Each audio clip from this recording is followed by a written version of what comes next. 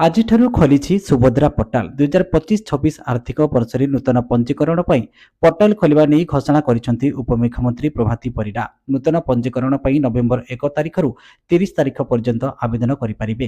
ଆଦର୍ଶ ଆଚରଣ ବିଧି ପାଳନ ଦୃଷ୍ଟିରୁ ନୂଆପଡ଼ା ଜିଲ୍ଲା ବ୍ୟତୀତ ଅନ୍ୟ ସମସ୍ତ ଜିଲ୍ଲାରେ ଏହି ପୋର୍ଟାଲ ଖୋଲାଯାଇଛି।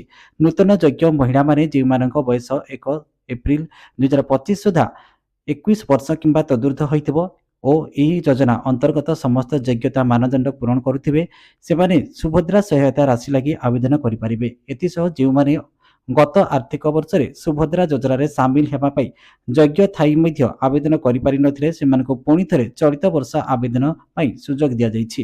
ନୂଆପଡ଼ା ଜିଲ୍ଲା ବ୍ୟତୀତ ରାଜ୍ୟର ସମସ୍ତ ଅଙ୍ଗନବାଡ଼ି କେନ୍ଦ୍ର ଏବଂ ଶିଶୁ ବିକାଶ ପ୍ରକଳ୍ପ ଅଧିକାରୀଙ୍କ କାର୍ଯ୍ୟାଳୟରେ ବିନା ଦେୟରେ ସୁଭଦ୍ରା ଆବେଦନ ଉପଲବ୍ଧ ହେବ ବୋଲି ଉପମୁଖ୍ୟମନ୍ତ୍ରୀ ପ୍ରଭାତୀ ପରିଡ଼ା ସୂଚନା ଦେଇଛନ୍ତି।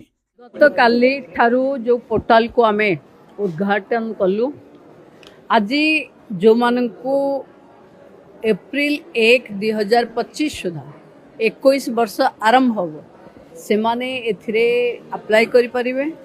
कोनोसी कारणवशतः जदि से माने अप्लाई करि पारि नाहंती दूर रे थिले एबे फेरिचंती विदेश रे रहुतिले एबे देश को फेरिचंती ताले से माने भी एथिरे अप्लाई करि परिबे। किंतु जो माने दुई थर सर्वे हेलानी जो माने आगरु अप्लाई करी पाइबार एलिजिबिलिटी नाही से माने अप्लाई करवा कथा नुहे पोर्टाल तंको नबनी। जो ये हेला नुआ जो माने रही जाइचंती जहां को पोर्टाल रे हमें अप्लाई करीने से पोर्टाल से मान को रिसीव करू। सेम ढांचा सेम मु समस्त को रिक्वेस्ट भी करूची कोठी भिड़ भाड़ नहीं मोबाइल रे चाहिले भी आपण माने सीधा सड़क अप्लाई कर। केते दिन पन चलियो आवेदन? गोटे मासो एक्सटेंशन भी ही पारे। हाँ ए माने एलिजिबल हेबे ये दुईटा किस्ती पाई ए माने एका बेले के ये दुईटा किस्ती पाइबे।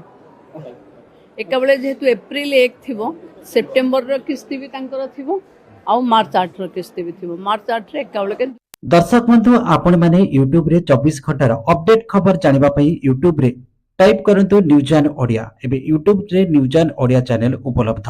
एतर उपभोग करंतु देखंतु जाडतु 24 घंटार अपडेट खबर। जदि आपनको हमर खबर प्रसारण भल लागिला लाइक शेयर कमेंट सब्सक्राइब करंतु पार्श्व रे थिबा नोटिफिकेशन बेल उपरे प्रेस करंतु।